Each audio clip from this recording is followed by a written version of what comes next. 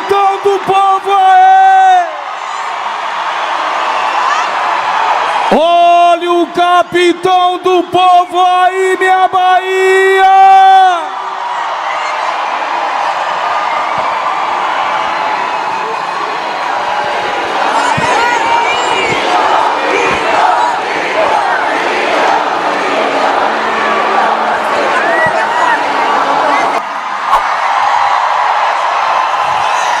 Obrigado a Deus pela oportunidade, pela presença de vocês, pelo interesse de vocês, mulheres, em participarem da política nacional. Posso continuar?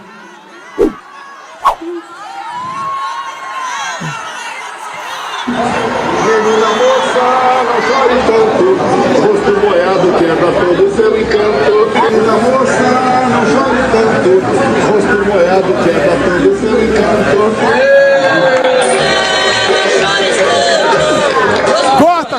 Corta! Menina moça. Não estava previsto aí. Bem, é um místico de festa, de alegria, mas também de muita responsabilidade. Até porque nós devemos fazer comparações. Como o Brasil foi administrado ao longo das últimas décadas e como ele foi por nós de 19 até 22. Nós provamos algo diferente. Algo realmente que fez a diferença. Apesar de 4 anos onde pudemos administrar apenas 2, tendo em vista a pandemia e uma guerra lá fora, mas o Brasil cresceu, tivemos vantagens, tivemos coisas e temos para apresentar. Isso ficou no coração de vocês. Atendemos a todos, independente das questões pessoais de cada um. Buscamos atender a todos os brasileiros. E vocês se lembram, trouxemos água para o Nordeste, criamos o PIX, ressuscitamos o modal ferroviário, fizemos uma excelente política externa, valorizamos o nosso agronegócio, realmente importante para a nossa economia, tratamos com dignidade os mais humildes, triplicando o valor do Bolsa Família, ampliamos o nosso comércio com o mundo todo, demos a vocês o legítimo direito à defesa, passamos a, cada vez mais, a mostrar que defender a família é uma questão de orgulho para todos nós. Fomos para dentro das escolas, cada vez mais, rejeitando a ideologia de gênero. Quem é pai e quem é mãe, sabe que o maior patrimônio nosso são os nossos filhos. Valorizamos a propriedade privada. O MST não agiu no meu governo. Nós começamos a cantar o hino nacional com emoção, com os olhos lacrimejando. Vimos a nossa bandeira verde e amarela sendo hasteada nos mastros do Brasil todo. Passamos cada vez mais nos orgulhar de um pequeno grande Estado, mas que interfere em nossa política, em nossa cultura, em nossa religião, que é o Estado de Israel. Experimentamos algo diferente. E esse algo fica nas saudades. Sem falar que nós tivemos a melhor primeira-dama do Brasil. Uma mulher que no anonimato se dedicou às pessoas que tinham deficiências. Nesse bolo ela conheceu a então cidadã Amália, que agora é deputada federal. fizemos a diferença. Um dia a história explicará o que aconteceu no final de 22. Mas nós devemos muitas vezes considerar página virada. É a mesma coisa em casa, quando você tem um problema, se você quiser trazer todo dia aquele problema, você não vai viver feliz. Então nós viramos a página de 22. Temos pela frente eleições, e é natural. Até há pouco tempo, vocês diziam que políticos eram todos iguais, e sabemos que não são. Hoje eu vejo com muita satisfação, com muito orgulho, as mulheres se preocupando com política e vão disputar cargos eletivos, não por cotas, porque nós somos todos iguais, mas por vontade de querer participar. O nosso partido, tenho certeza, vai ter a maior quantidade proporcional de mulheres eleitas para as câmaras municipais e para prefeituras.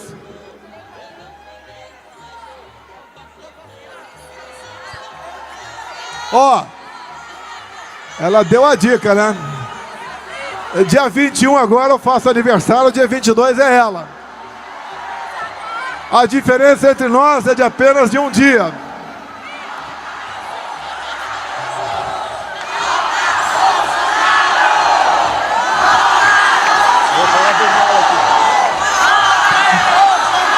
Olha, há 16 anos eu conheci a Michele. Vou dar uma dica para os 17. Há 17 anos conheci a Michele. Vou dar uma dica para os homens aqui que estão cansados de serem felizes. Quando o homem solteiro está cansado de ser feliz, o que ele faz? Arranja uma princesa e se casa com ela para ser mais feliz ainda. Aê, gente! E todo mundo tem algo, né, que marca no seu relacionamento. Como é que eu conquistei a Michele? Quando eu falei para ela, olhei nos olhos dela e falei: enquanto não faltar água do mar, não deixarei de te amar.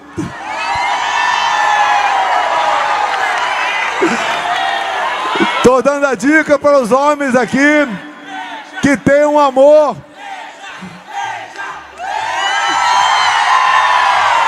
que parece que é impossível. Mas dizer a vocês, a nossa rápida passagem pela terra, nós devemos sempre buscar felicidade. E o trabalho maior do político é gerar felicidade, através de políticas sérias, através de ações permanentes, e através do exemplo. É mostrando que realmente ele se dedica àqueles que deram para ele, via procuração do voto, o direito de ocupar uma cadeira numa casa legislativa ou no poder executivo. Por mais difícil, olha que música bonita, ó. Menina moça, não chore tanto, rosto molhado quebra todo o seu encanto. É isso mesmo? Então a alegria de estar aqui, que pese os problemas, não vamos reclamar de nada, vamos trabalhar para o nosso Brasil. Quem salva a nossa pátria é o nosso Senhor. Agora nós todos podemos fazer um Brasil melhor para nós. A mulher tem algo especial quando entra na política. Ela tem um poder de convencimento muito, mas muito melhor do que os homens. E nós devemos acreditar, ser resilientes e lutar para mudar o nosso Brasil. Não podemos nos acomodar, elegendo um responsável pelos possíveis nossos fracassos. O Brasil é um país fantástico, ninguém tem o que nós temos. Eu sempre comparo o Brasil com Israel. Olha o que Israel não tem e veja o que eles são. Veja que nós temos o que nós não somos. Vamos sim ser uma grande nação. Estou aqui na cidade que foi a primeira capital do Brasil. Aqui nós nascemos. A Bahia é o nosso berço. Aqui nos inspiramos. E daqui nós conquistaremos esses 8,5 milhões de quilômetros quadrados. Volta. Bolsonaro! Volta!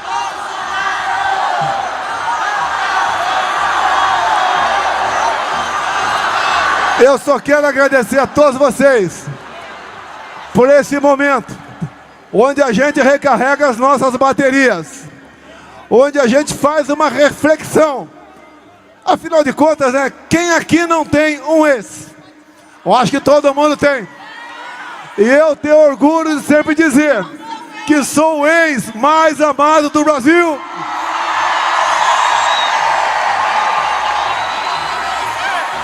Com vocês, nós iremos a qualquer lugar.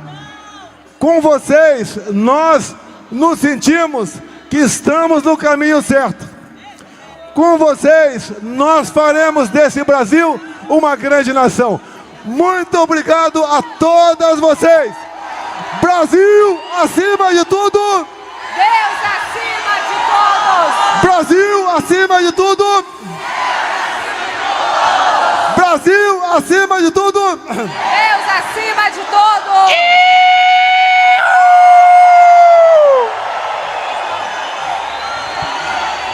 Beijo, Bahia! Obrigada pelo carinho!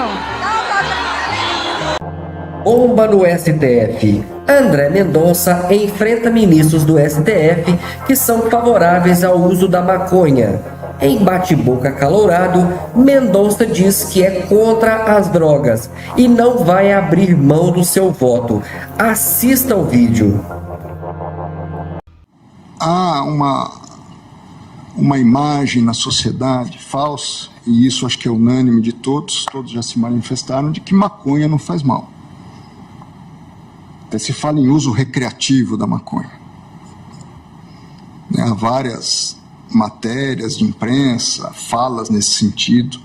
Que não faz mal? Há pessoas que não têm essa dimensão precisa, não é o que nós pensamos. Não, acho que há um certo consenso médico de que algum tipo de dano causa.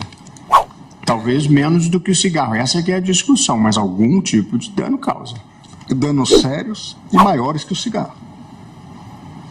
Nós mantemos as penas do artigo 28. Talvez despenalizar nem seja a palavra certa, porque nós mantemos a pena. Pelo menos o 28, 1 e 3. Isso. Nós só dizemos que elas não são de natureza penal, e sim administrativa. Mas isso é descriminalizar. Eu estou tirando o ilícito penal, passando para um ilícito administrativo. Certo, mas com qual consequência prática que não seja quebrar a primariedade desse jovem? Geralmente são jovens. Eminente ministro Luiz Roberto Barroso, primeiro, há sim a retirada de uma pena, que é a prestação de serviço à comunidade. Sim. Sob a minha ótica, tem uma finalidade propedêutica e preventiva importante. Esse é um primeiro aspecto. Quanto à questão da reincidência, se o ponto é esse, eu acho que nós não precisaríamos partir para esse caminho. Não é a reincidência. É que para um primariedade. jovem pobre que está procurando emprego, se constar da certidão de antecedentes dele que ele não é mais primário, ele tem uma dificuldade a mais na vida, numa vida que já é difícil. Descriminalizar significa deixar de tratar como crime.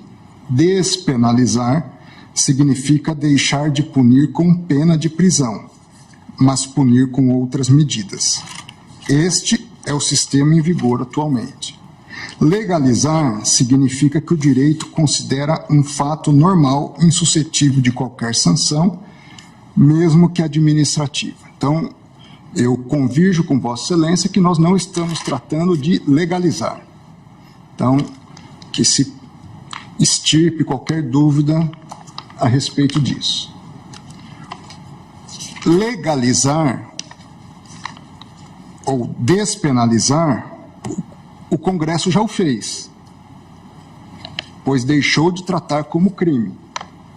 E eu me valho aqui do relatório do deputado Paulo Pimenta, que foi relator da matéria à época. Ele diz, nesse sentido, nos procuramos no substitutivo separar usuário ou dependente do traficante. Com relação ao crime de uso de drogas, a grande virtude da proposta é a eliminação da possibilidade de prisão para o usuário dependente, ou seja, despenalizou. Ressaltamos, prossegue ele, que não estamos de forma alguma descriminalizando a conduta do usuário. O que é, inclusive, o Brasil, inclusive, é signatário de convenções internacionais que proíbem a eliminação desse delito. O que fazemos é apenas modificar os tipos de penas a serem aplicadas ao usuário, excluindo a privação da liberdade. Então, o Congresso, de fato, já despenalizou. O que significa isso? Ao usuário de droga, que porta droga, não se priva mais da liberdade. Porém, a minha divergência é que, por hora, nós estamos tratando de duas questões.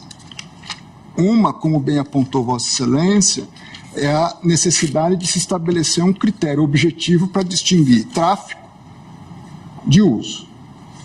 E aí há várias possibilidades de gramaturas que nós podemos estabelecer. Segunda questão é, de fato, a descriminalização. Que, salvo se houver um reajuste de votos e nós só formos debater a questão da quantidade para diferenciar,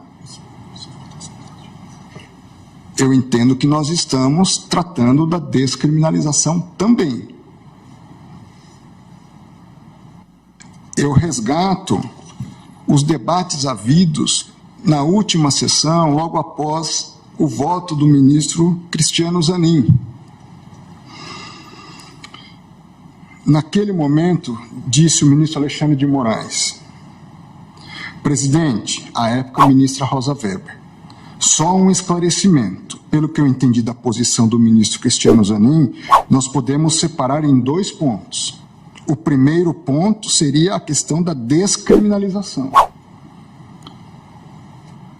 Mas o segundo ponto, o eminente ministro Cristiano Zanin acompanha a todos quanto à necessidade de fixação de um quantitativo para diferenciar uso do tráfico. O ministro Cristiano Zanin responde: exato. O ministro Alexandre, no prosseguimento, ele, ministro Cristiano, não descriminaliza, mas ele separa o usuário de traficante. Adianto que eu vou seguir essa mesma linha do ministro Cristiano Zanin, de não descriminalizar. Porque, salvo, repito, se houver um reajustamento dos votos anteriores, entendo que nós estamos, sim, tratando de descriminalização. O ponto que eu observei, ministro André, nós não temos uma divergência de substância, é que todos nós que já votamos acompanhando o relator, nós mantemos as penas do artigo 28. Talvez despenalizar nem seja a palavra certa, porque nós mantemos a pena. Pelo menos o 28, 1 e 3. Isso. Nós só dizemos que elas não são de natureza penal, e sim administrativa. Mas isso é descriminalizar. Eu estou tirando o ilícito penal, passando para um ilícito administrativo. Certo, mas com qual consequência prática que não seja quebrar a primariedade desse jovem, geralmente são jovens? Eminente ministro Luiz Roberto Barroso, primeiro, há sim a retirada de uma pena, que é a prestação de serviço à comunidade. Sim. Sob a minha ótica, tem uma finalidade propedêutica e preventiva importante. Esse é um primeiro aspecto. Quanto à questão da reincidência, se o ponto é esse, eu acho que nós não precisaríamos partir para esse caminho. Não é a reincidência. É que para um jovem pobre que está procurando emprego, se constar da certidão de antecedentes dele que ele não é mais primário, ele tem uma dificuldade a mais na vida, numa vida que já é difícil. Quanto a isso, eu também não teria divergência. O artigo 28, parágrafo 4º, diz que em caso de reincidência, as penas previstas no incisos 2 e 3 do caput, ou seja, em caso de perda da primariedade... Eu não estou falando de reincidência, estou falando para a vida normal. Quer dizer, ele quer um emprego, e aí vão pedir a certidão dele de bons antecedentes e vai constar um registro penal por drogas. E por via de consequência, a vida dele está prejudicada.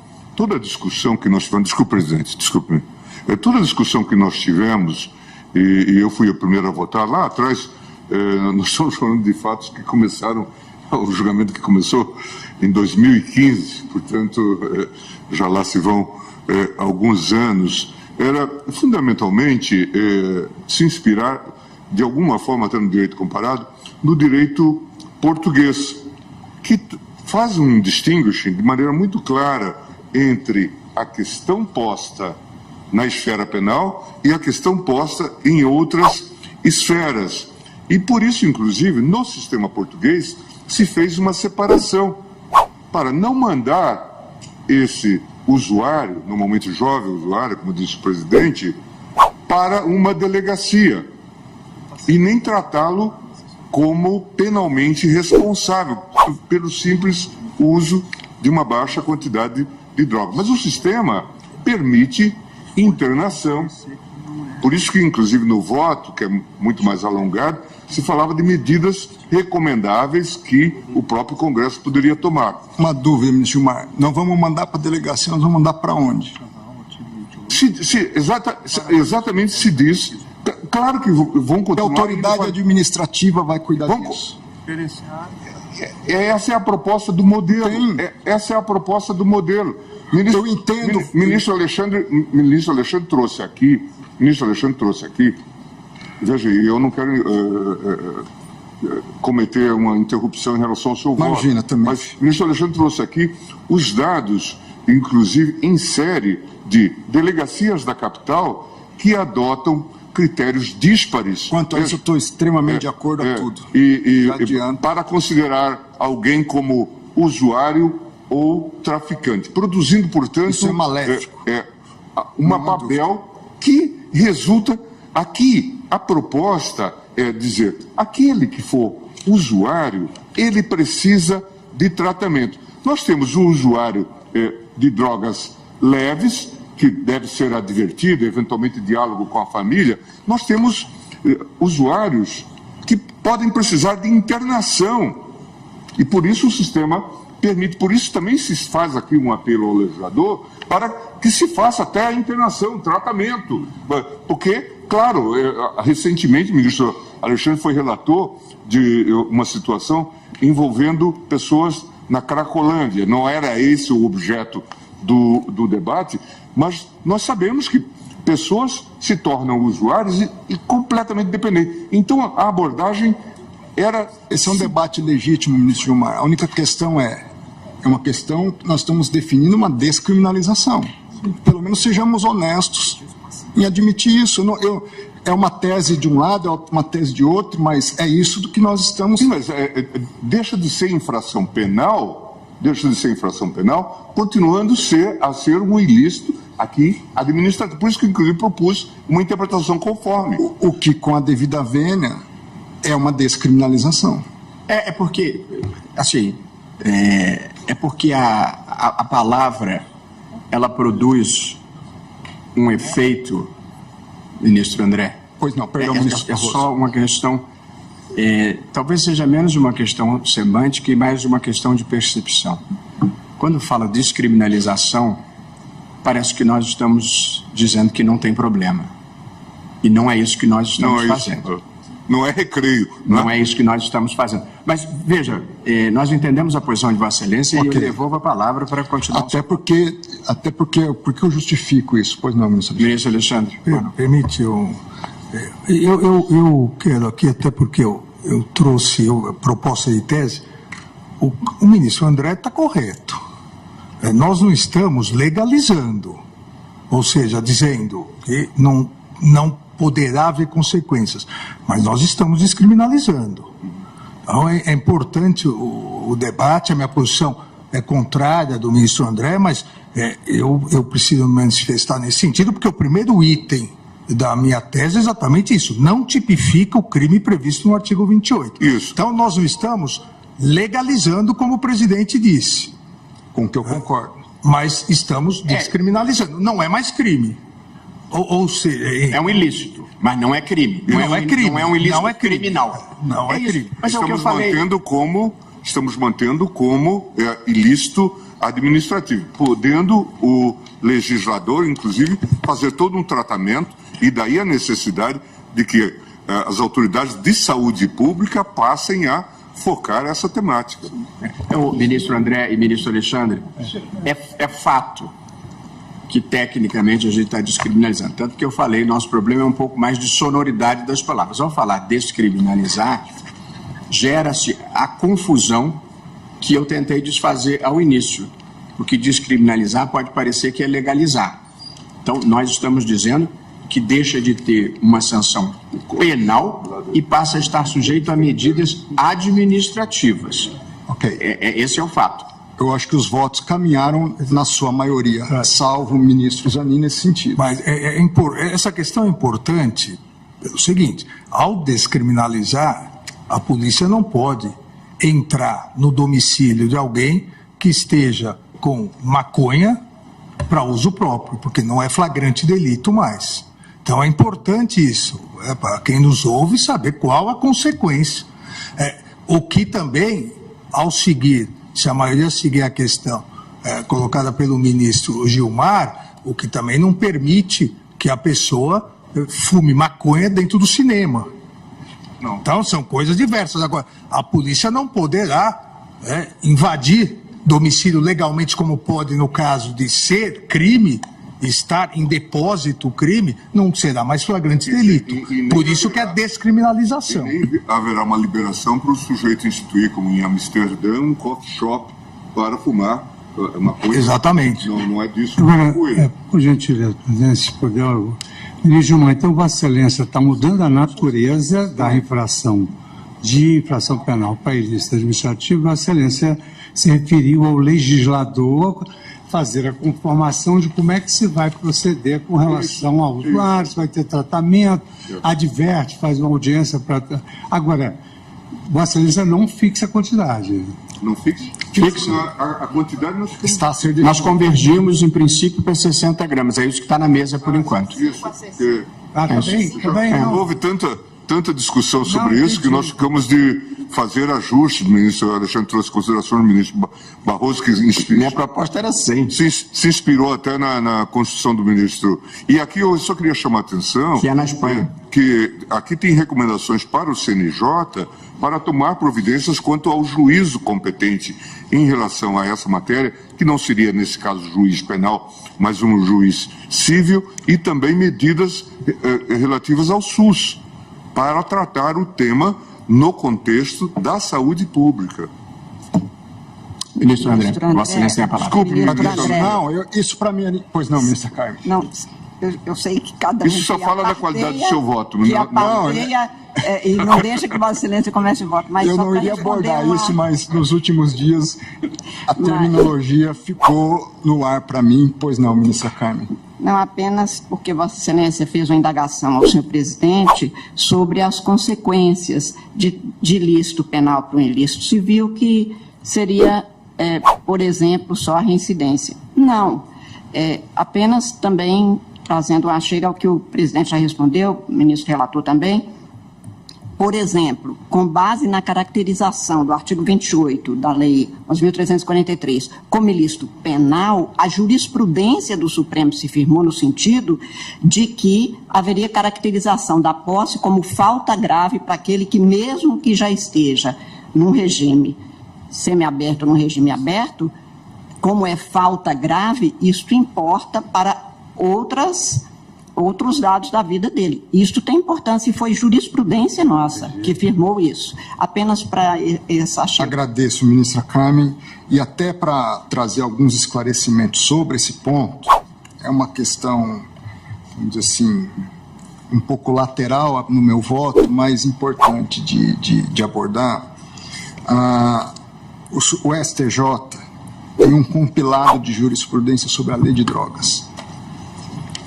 No item 7 desse compilado, ele diz que as contravenções penais puníveis com pena de prisão simples não geram reincidência, mostrando-se, e a partir disso, mostrando-se desproporcional, portanto, desproporcional que condenações anteriores pelo delito do artigo 28 da Lei 11.343 configurem reincidência, uma vez que não são puníveis com penas privativas de liberdade.